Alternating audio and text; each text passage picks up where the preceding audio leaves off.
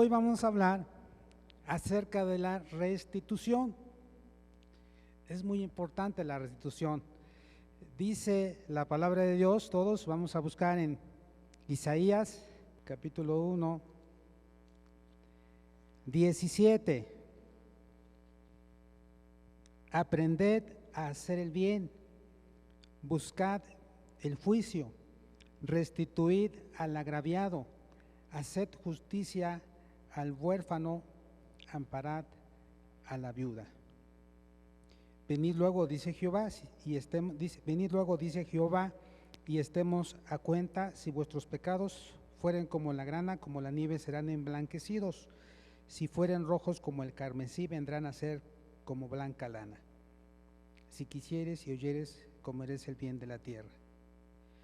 Y si no quisieres y fuereis rebeldes, seréis consumidos a espada, porque la boca de Jehová lo ha hecho.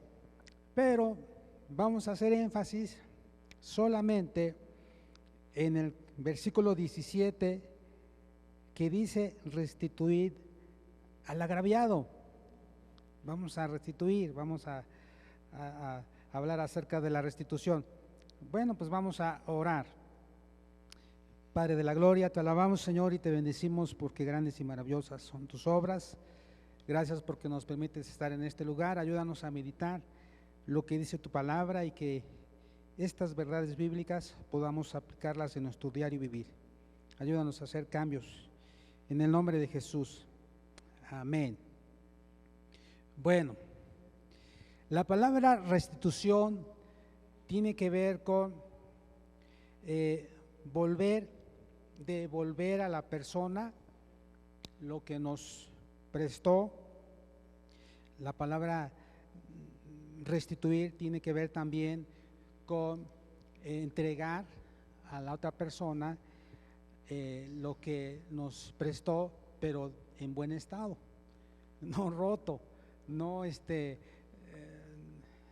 después de haberlo usado, a lo mejor sufrió algún desperfecto y nada más También la palabra restituir tiene que ver con algo del alma, algún sentimiento, algo que tiene que ver con alguna área también de manera personal en la vida de la otra persona. Ahorita vamos a hablar acerca de ello.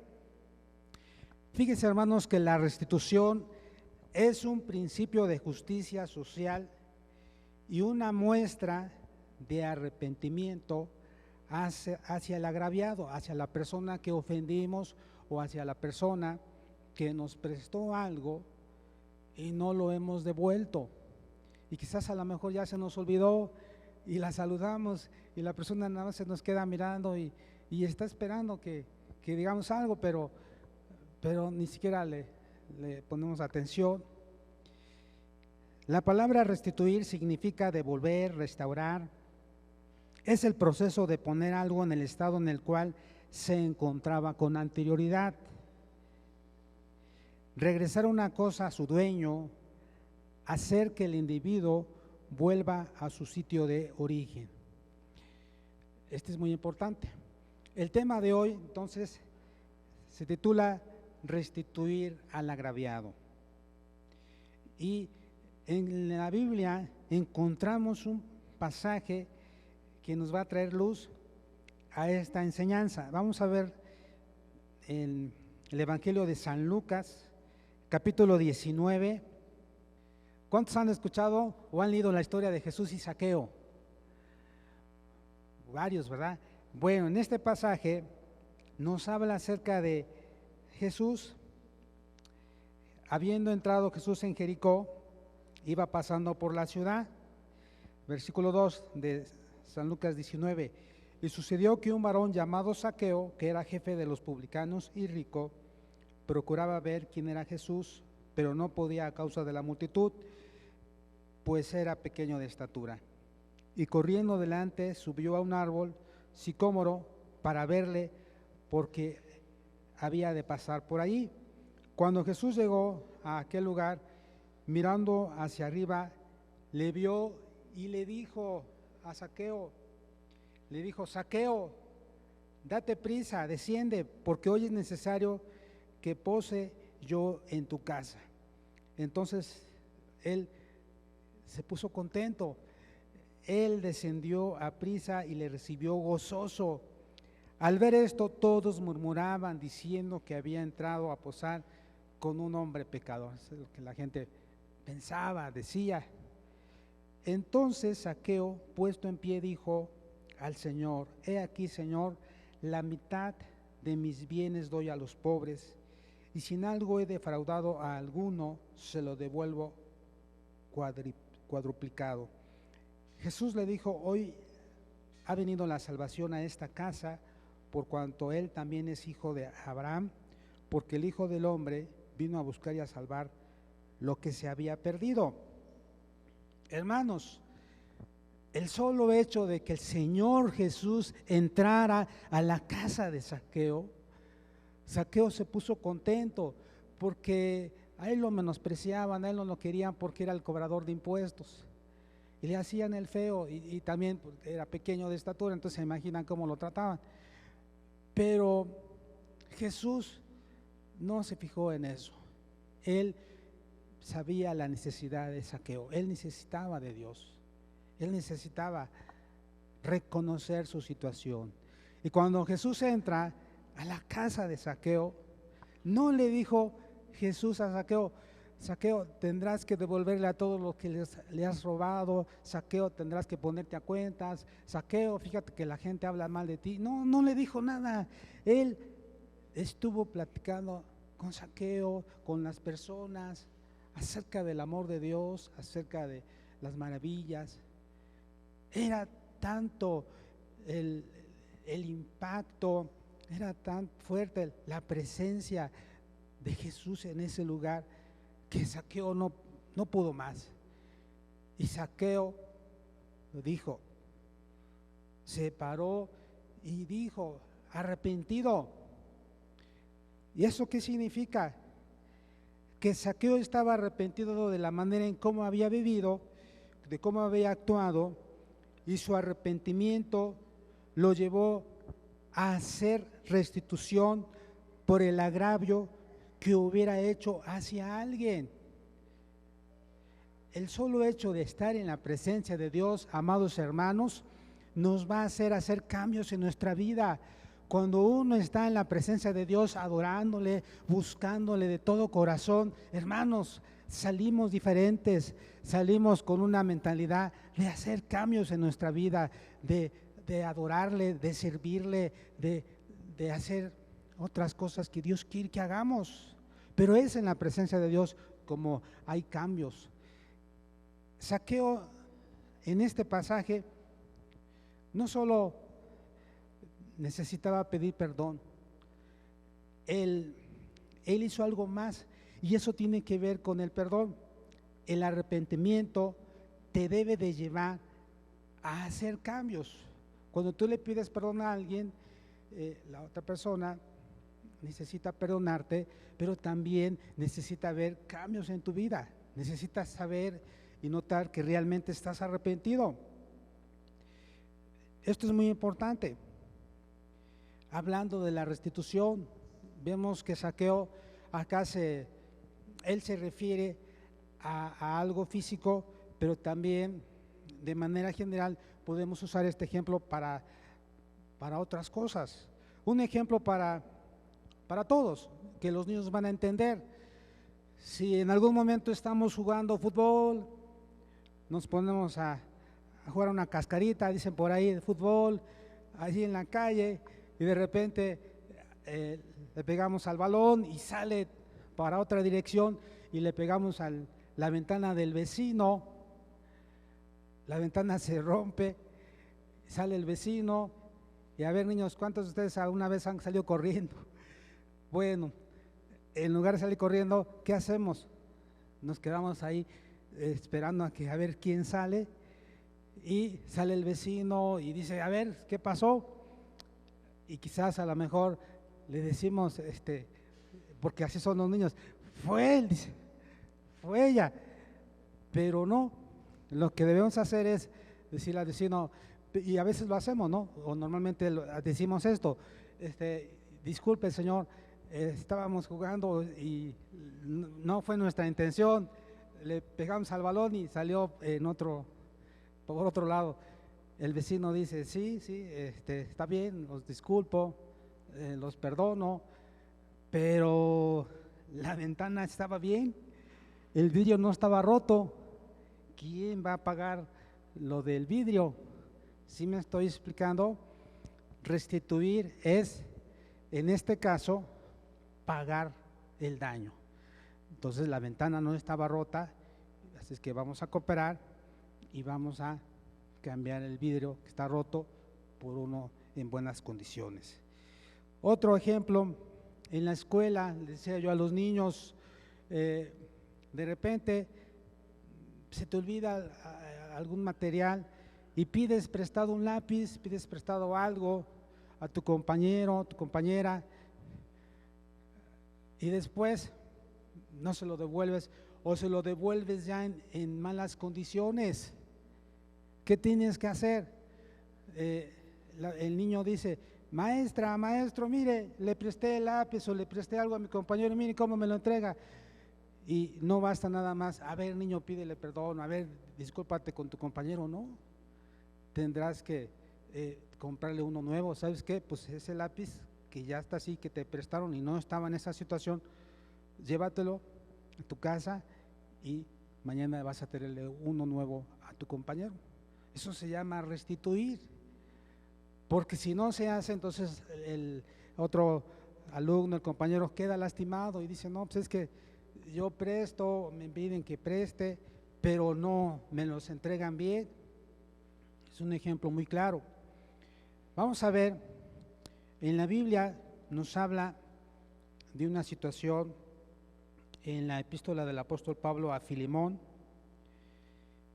Filemón era un hombre rico, era un hombre que tenía esclavos, pero pasó algo. Fíjense, el apóstol Pablo, Filemón capítulo 1, bueno, nada más es un versículo, un capítulo, Filemón 1. Pablo, prisionero de Jesucristo, y el hermano Timoteo, al amado Filemón, colaborador nuestro, y a la amada hermana Apia, y a Arquipo, nuestro compañero de milicia, y a la iglesia que está en tu casa.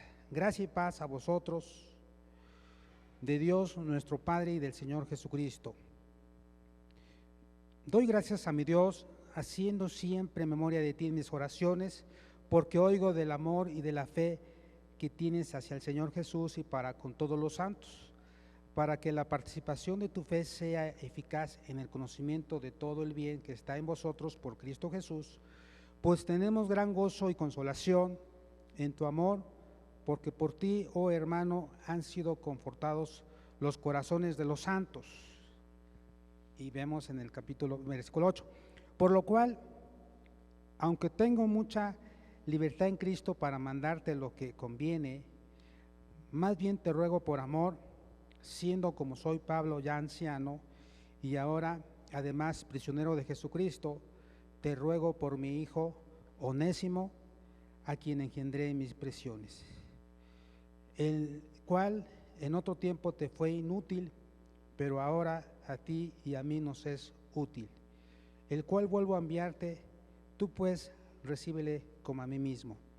Yo quisiera retenerle conmigo para que en lugar tuyo me sirviese en mis prisiones por el Evangelio, pero nada quiero hacer sin tu consentimiento, para que tu favor no fuese como de necesidad, sino voluntario, porque quizá para esto se apartó de ti por algún tiempo, para que le recibieses para siempre, no ya como esclavo, sino como más que esclavo, como hermano amado, mayormente para mí, pero cuanto más para ti, tanto en la carne como en el Señor.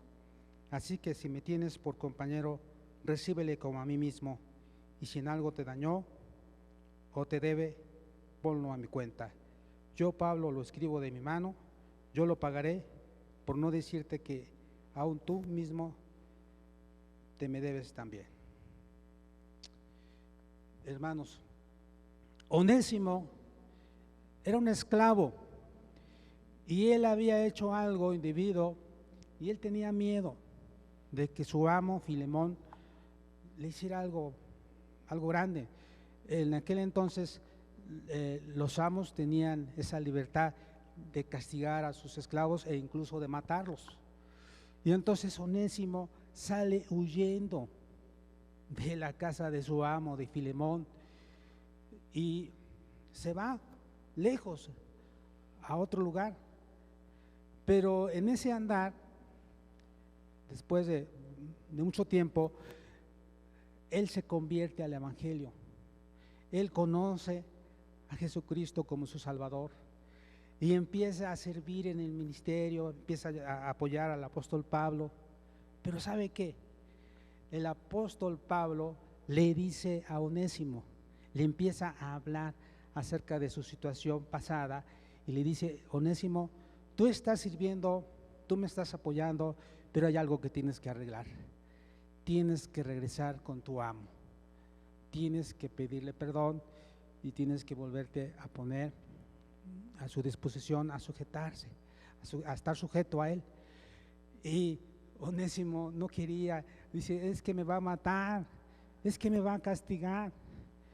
Y el apóstol Pablo le dice: no, Filemón ahora también es cristiano, él ha conocido a Dios.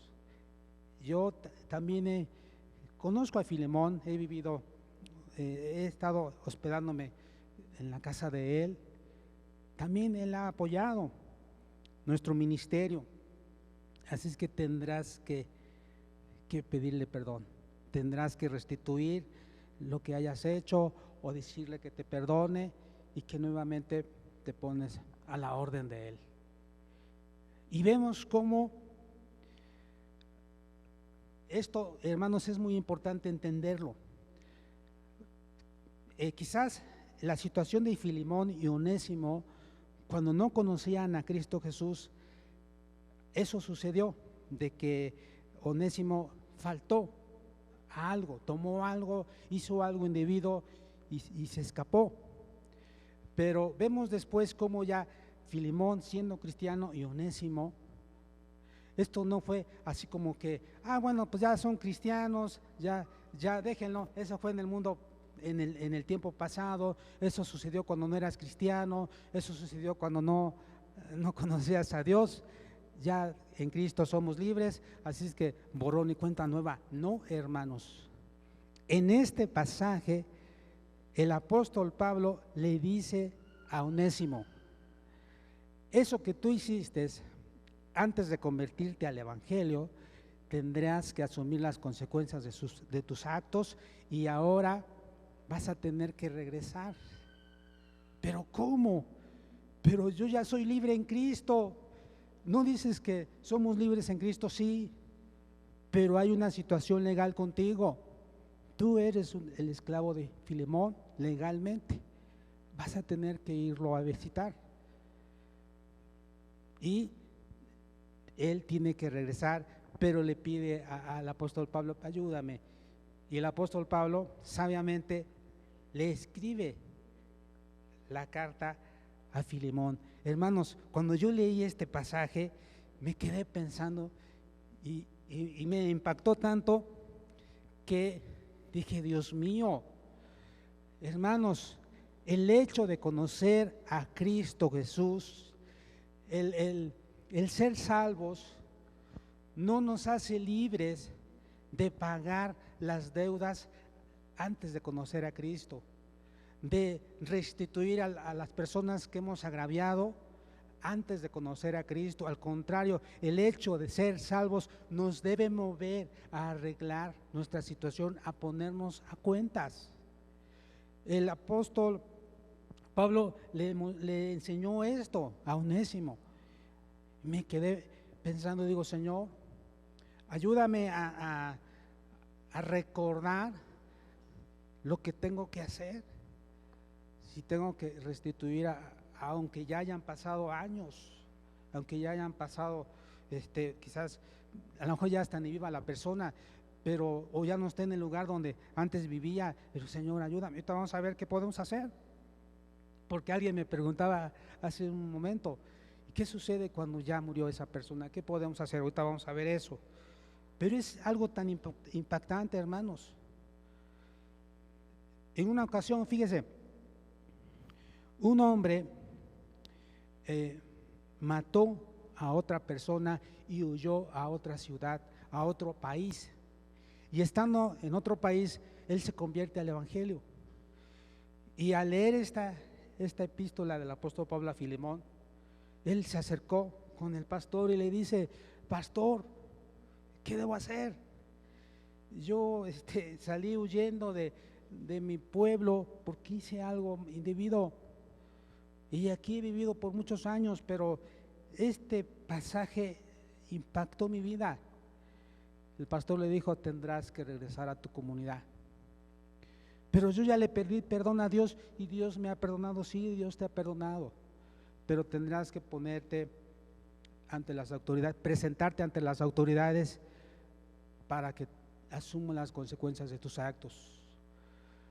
Si esa persona ya falleció, quizás tú no puedes restituir la vida de esa persona porque ya murió, pero cuando se nos habla de restitución, tendrás que probablemente pagar la pena en la cárcel, 15, 20, 25 años, no lo sé, pero ora a Dios para que las autoridades también tengan misericordia de ti, pero tendrás que regresar.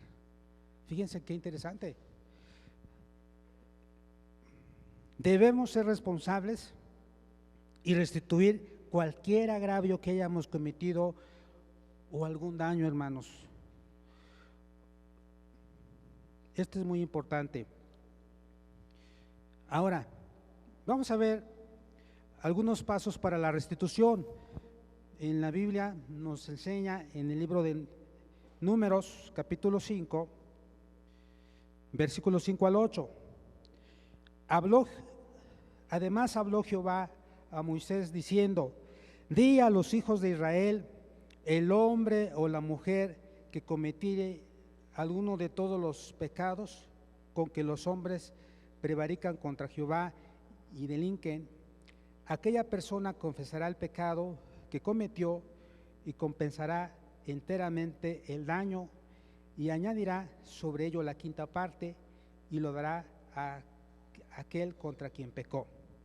Y si aquel hombre no tuviere pariente al cual sea resarcido el daño, se dará la indemnización del agravio a Jehová, entregándola al sacerdote, además del carnero de la expiación, con el cual hará expiación por él. En este pasaje aprendemos 6 cosas. Primeramente, que el daño que se causa a una persona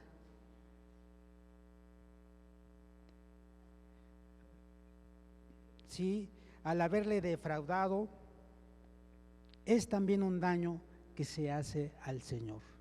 Hermanos, la Biblia dice que todo lo que nosotros hacemos, incluso habla de los pequeños, dice que aún a los más pequeñitos, si se les maltrata, se les trata mal, Jesús dice: a mí me lo haces. Pero también nos menciona, si visitan al que está en la cárcel, al huérfano, a los que están en el hospital, al enfermo, si ayudan a la viuda, al forastero, me lo estás haciendo a mí. Y entonces el Señor les menciona que es pecado no restituir, que el daño que se causa a una persona al estar debiéndole algo o haberla defraudado, es también un daño que se le hace al Señor. Y esto no solamente tiene que ver con objetos, sino también tiene que ver con la reputación de la persona, tiene que ver con su dignidad, porque a veces, hermanos, en la escuela sucede, a veces en el trabajo por envidia, porque vemos que la otra persona ya va sobresaliendo. ¿Y qué hacemos? ¿O qué hacen las personas?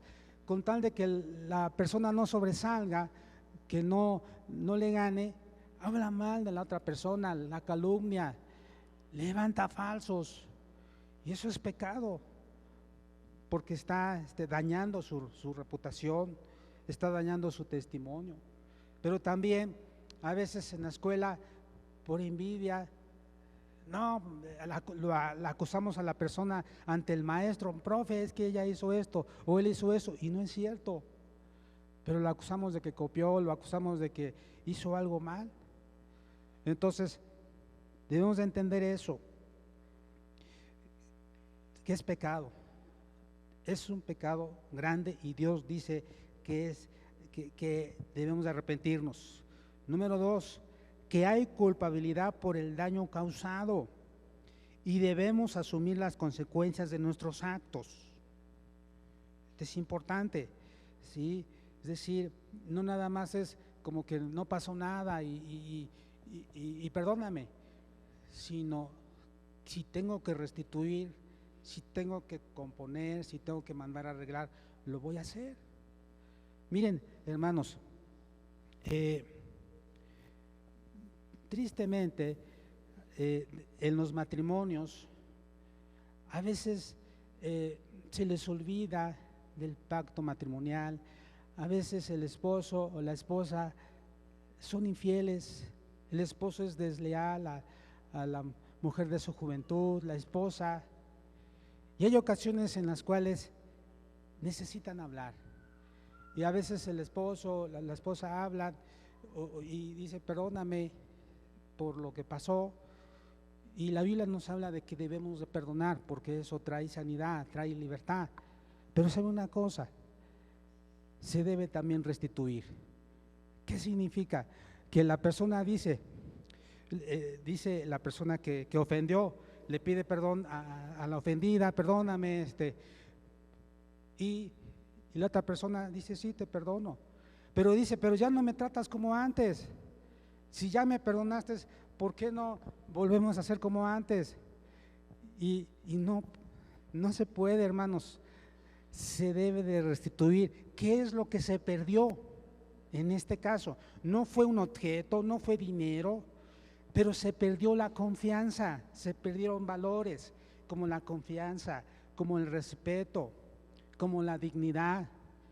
Y a veces el esposo quiere que la esposa sea como él, como antes, y la esposa dice, es que yo quiero saber si realmente estás arrepentido, yo quiero que me vayas mostrando tu comportamiento, porque tú nada más dices perdón y actúas como si no hubiera pasado nada y estás tranquilamente y no. Y esto es muy importante, hermanos, en el matrimonio muchas veces se lastiman los cónyuges y sí es importante perdonarse, Dios quiere que nos perdonemos, pero también es importante restituir la confianza, el respeto. Todos hemos escuchado esta frase que dice, la confianza y el respeto se ganan. Así es que a veces la esposa o el esposo están lastimados, no saben si les van a volver a engañar, si van a volver a serles infiel, si va a continuar con ese tipo de vida, y entonces ellas necesitan saber si realmente la persona está arrepentida y debe demostrar con sus hechos que realmente lo está. Eso se llama restituir, es decir, está bien, es decir, bueno, está mal, pero lo que él debe de decir, entiendo lo que tú me estás pidiendo, está bien, voy a cambiar, voy a hacer cambios que demuestren que estoy realmente arrepentido, voy a tratar de volver a recuperar tu confianza, tu amor, tu respeto, tu admiración, porque cuando alguien falla, hermanos, se pierde incluso el respeto, no tiene autoridad moral la persona, entonces se debe de restituir. La confesión es necesario. Mientras no se dé la confesión, no existe verdadero arrepentimiento y tampoco perdón. Es decir, la Biblia dice en su palabra, el que encubre sus pecados no prosperará, mas el que los confiesa y se aparta alcanzará misericordia. O sea, no basta nada más con confesar y decirle a la otra persona, perdóname. Tienes que apartarte, es decir, tienes que hacer cosas diferentes que demuestren que realmente estás arrepentido. En otras situaciones, restituir por el daño es necesario, no basta con el arrepentimiento y la confesión, es necesario devolver lo defraudado, compensar o restituir. No basta nada más con que, oye, perdóname porque me prestaste un topper y lo perdí. La otra persona va a decir, sí te perdono, pero no basta nada más con eso. Sí, pero ¿quién me devuelve el topper? O sea, entonces se dice, ¿sabes qué? Perdóname, me estás pidiendo el topper, ¿sabes qué? La verdad, lo olvidé, lo perdí, no fue mi intención. ¿Cuánto cuesta? Mira, solamente dámelo, o sea, es de topper, consíguelo, yo te espero, pero sí lo necesito. O sea, tienes que devolver lo que pediste prestado. El bien defraudado ha de ser devuelto con interés del 20%, pues dejó de aprovecharlos la persona, la dueña, el dueño, el tiempo que no los tuvo. Eso es muy importante. ¿Sí? Bueno, yo te lo presté, no lo usé, tú usaste la grabadora, tú usaste el equipo y ahora ya me lo devuelves pues en mal estado, pero me lo estás devolviendo. ¿Sabes qué? Pues ayúdame, ¿no? O sea, ¿sabes qué? Así no estaba. Hay ocasiones, hermanos, que necesitamos comprarle un equipo nuevo o comprarle algo parecido a lo que nos prestó y entregárselo. ¿Sabes qué? Y sí es importante cuando se pide perdón decirle a la persona, ¿cuánto te debo? ¿Qué puedo hacer para que tú estés bien? ¿Qué puedo hacer para remediar esta situación? Y esperar a que ella te diga. ¿Sabes qué? A lo mejor te diga, no, pues ya olvídalo. Digo, no, es que yo quiero que estés bien. Yo quiero ser responsable de mis actos. Tú me lo prestaste de buena fe. Yo también quiero devolverte eso que me prestaste. Hay ocasiones en que a lo mejor sea dinero y si la otra persona dice, mira, qué bueno que me pides perdón, qué bueno, olvídalo, ya te libero de tu deuda, ya no me regreses el dinero. Pero ya hablamos con la persona, ya nos está diciendo, porque hermanos, ¿cuántas veces en ocasiones se debe dinero? Si adquirió un equipo, se compró algo, pero no se ha pagado totalmente y no se paga, o pedimos prestado a alguien pidió prestado y no se paga, entonces se causa ese daño. Aún en las instituciones educativas, alguien ingresó a su hija, a su hijo a la escuela y ¿qué pasó? Hay políticas en las instituciones y entonces se tiene que pagar. Hermano, miren, les voy a contar una historia rápidamente. Hace tiempo, pues 2 hermanos se convirtieron a Cristo, no eran hermanos en la carne, no eran hermanos físicos, sino eran hermanos en Cristo, ¿no? Y se convierten a Dios, pero uno de ellos pues se dedicaba a la carne, era carnicero, y este hermano dijo, pues pensó, y dijo, ya sé, hoy voy a comprar carne y voy a ir con este hermano porque pues ya se convirtió a Cristo, al Evangelio, y pues voy a ir a verlo. Hermano, quiero 2 kilos de carne. Y ya el hermano, pues el carnicero pues, le despacha los 2 kilos de carne. Ya a la hora de dárselos, le pregunta el hermano que los pidió, hermano, ¿le debo algo? ¿Cuánto va a ser? Son 250, hermano. Hermano, ¿me va usted a cobrar? ¿Qué no somos hermanos? Sí, pero en la carne no, dice. En la carne no, tienes que pagar. Este es mi negocio, de aquí vivo. Entonces, si me estás comprando, pues págame. Entonces pensó el otro que porque ya era cristiano ya no tenía que pagarle. No, hermanos, aunque la persona sea cristiana y no tiene nada que ver con el amor de Dios, tiene que ver con ser responsables. Si no, hermano, compras, paga, usas el servicio, pues paga.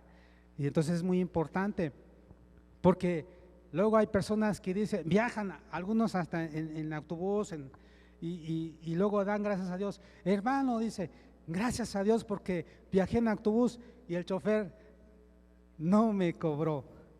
Y la pregunta, o sea, pues que le pregunta, hermano, ¿y tú le dijiste al chofer que cuánto era, o le extendiste tu mano al cobrador o al chofer para que te cobrara. No, hermano, dice, ¿eso es robar? Eso se llama robar, porque si tú le dijiste al chofer, ¿cuánto te debo? ¿Cuánto va a ser? Y el chofer te dijo, no, no, no, no, tú, para ti es gratis, no pasa nada. En otra ocasión, eso es diferente. Pero si te hiciste al dormido cuando pasó el cobrador y como que, ay Dios, que no me vea, y todavía dices, gracias a Dios que no me cobró, dices, es pecado, tienes que pagar. ¿Sí? Así que es muy importante.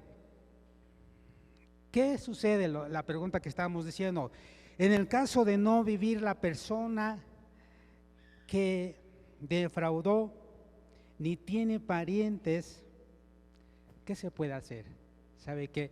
La Biblia dice algo muy importante, ha de darse al Señor como una ofrenda. Porque tú pensaste, lo bueno es que ya murió, lo bueno es que ya no vive. No, hermanos, acá nos enseña algo muy importante, ya no vive la persona, ya se cambió, ya la perdiste, ya la perdiste de vista. Investiga el precio y dalo al Señor. Dile, Señor, ya no vive esta persona, pero yo quiero pagar mis deudas, mis pendientes. Entonces, Señor, es para tu obra. Es muy importante. Entonces, hermanos, necesitamos hacer una revisión de lo que hay en casa para sacar todo lo que no es nuestro y devolverlo, pero también todo lo que hemos actuado, cómo nos hemos conocido, hacer un análisis de todo ello.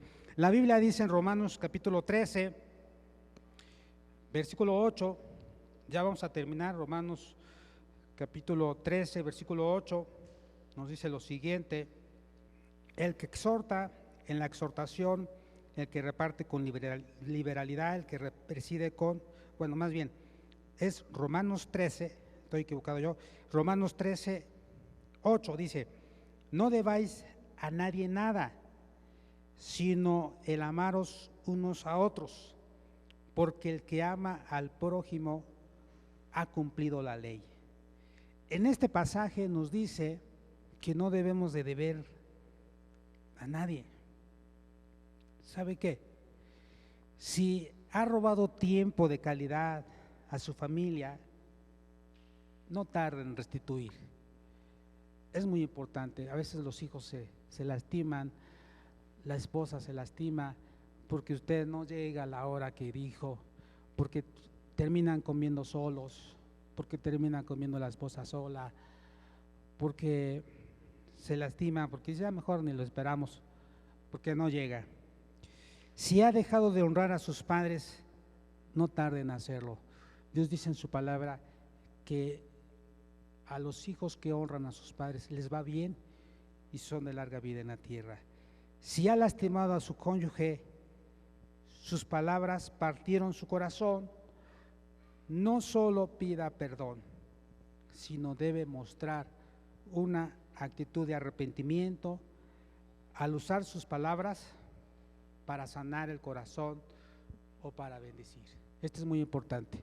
A veces con nuestras palabras dañamos a nuestro cónyuge, pues con esas mismas palabras úselas para bendecir a su cónyuge, úselas para declarar que ella es una hija de Dios, que él es un hijo de Dios, que vale mucho, que Dios le dio la oportunidad de conocerla para poder estar unidos todo el tiempo hasta que Dios lo permita, hasta que la muerte los separe. Es muy importante una actitud de arrepentimiento. Ahora, rápidamente, hermanos, esto también necesitamos hacer. ¿Qué sucede cuando algunos amigos se llevaban bien, convivían y de repente ya no lo hacen? Y vemos cómo antes se llevaban, cómo convivían y de repente ya no. Cuando ellos preguntan o cuando ellos hablan, resulta que lo que sucedió es que uno de ellos habló mal, dijo cosas que no eran verdad y entonces defraudó la confianza del amigo, de la amiga, y va y bueno, se reúnen y aclaran la situación. Vengo a pedirte perdón, sabes que pasó esto, Después de platicar, dice, ¿me quieres perdonar? ¿Puedes perdonarme? Dice, sí, sí te perdono. Y bueno, pues ya se van. Y resulta que después la otra persona dice, oye, pues yo ya le pedí perdón, pero veo que ya no es conmigo como antes, ya no me trata igual. ¿Y sabe por qué? Porque defraudó la confianza. Tiene que haber restitución. ¿Qué significa? Tiene que mostrar una actitud de arrepentimiento para que la amiga, el amigo se dé cuenta que realmente ha cambiado y vuelva otra vez a confiar en él o en ella. Porque no solamente es, bueno, ya te pedí perdón y actuamos como si nada pasó, borrón y cuenta nueva y san se acabó. No, debe de haber algo así como que, bueno, voy a tratar de no fallarte otra vez o que tú veas realmente que sí me sentí triste por lo que pasó. Ahora, la restitución tiene que ver también con la dignidad. La dignidad significa que un individuo siente respeto por sí mismo y se valora al mismo tiempo que es respetado y valorado. Hermanos, la restitución también tiene que ver con las relaciones humanas. Todo individuo debe ser respetado, debe sentirse respetado por sí mismo y valorado, y lo mismo las demás personas deben de valorarlo y respetarlo a él, porque tiene dignidad. Y si se le trata mal, si no se le trata con respeto o con dignidad, si se le trata como, o sea, despectivamente, eso es pecado. Y se le debe de devolver la dignidad al tratarlo bien, al honrarlo. La Biblia nos menciona de que en una ocasión el Señor Jesús iba camino y necesitaba pasar por Samaria, iba para Galilea, y entonces los samaritanos no quisieron que entrara, que pasara por ahí, y le dice el apóstol Juan y Jacobo, Señor, ¿quieres que roguemos para que envíe fuego del cielo y los consuma? Así como Elías oró para que descendiera fuego del cielo, y el Señor Jesús los reprendió y dijo, ¿qué están diciendo ustedes? No, ¿cómo vamos a matarlos, a destruirlos? ¿Sabe qué pasó?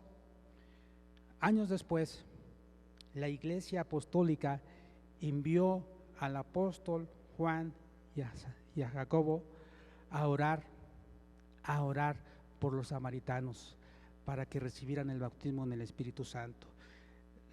Esta comunidad, estos samaritanos recibieron otra vez su dignidad. Hermanos, si hemos tratado mal a nuestros hijos, si hemos tratado mal a las personas que nos rodean, debemos de restituir. En otra área tiene que ver también con denigrar. Denigrar es hacer de menos a alguien, decir cosas negativas de otra persona, dirigirse con juicio despectivos o con insultos hacia la otra persona, tratando de hacerla menos, tratando de que no sobresalga, tratando de hacer juicios erróneos o decir, es que no le gusta trabajar, es que no le gusta hacer esto bien, es que no hace nada. Es que tenemos que tener cuidado en no denigrar a las personas. Esto es muy importante. Se relaciona también con discriminar. Discriminar es dar un trato diferente a personas que merecen recibir el mismo trato que otras personas, solamente por su género o por sus cuestiones o motivos de raza, sexo, clase social, etcétera.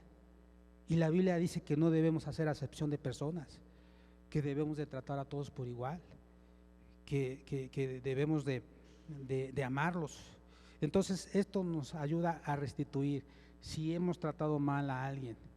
A veces simplemente porque es familiar, a veces no, va a ganar menos, esta es mujer, esta va a ganar menos. Oye, pero si hacen lo mismo, hacen las mismas funciones. No, es que merece menos y esta otra merece más. Pero ¿por qué? Si hacen lo mismo, toman decisiones igual. O sea, entonces, ¿por qué vas a tratarlos así? Eso se llama discriminar. Hermanos, puestos de pie, vamos a orar.